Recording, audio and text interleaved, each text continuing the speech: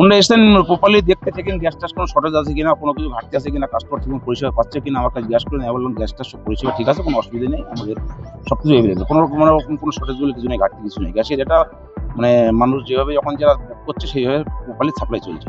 Register নিয়ে একটা দেখলাম দুদিন রেজিস্টার নেই সেরকম। না ওটা ওই রেজিস্টার আমাদের কম্পিউটার সাপ্লাই হয়, ওই রেজিস্টারটা মেন ফ্যাক্টর না, মেনটা আমাদের কম্পিউটারটাই।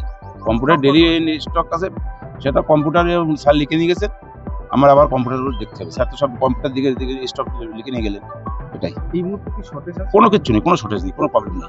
আপনারা করছেন আপনাদের আমাদের এলাকায় আমাদের হচ্ছে বনগা, গাইঘাটা, স্বরূপনগর কিছু অংশ আমাদের সাপ্লাই যায়।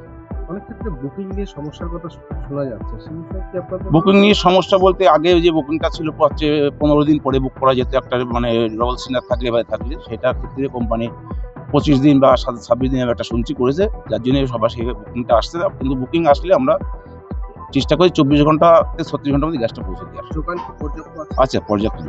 কি না? সুভাষিস ঘোষ, আংরেল এসপি গ্যাস জ্ঞান। এখানে এসে যদি কম টাকায় যদি গ্যাস পাওয়া যায় তাই এইসি তোমার এই গ্যাস আমার বুক করতে হবে, তো গ্যাস ফুরিয়ে গেছে। এখন গ্যাসের তো দাম বিশাল বেশি, 1000 টাকা মতন হয়ে গেছে নাকি। এখানে এসে যদি কম টাকায় যদি গ্যাস পাওয়া যায় তাই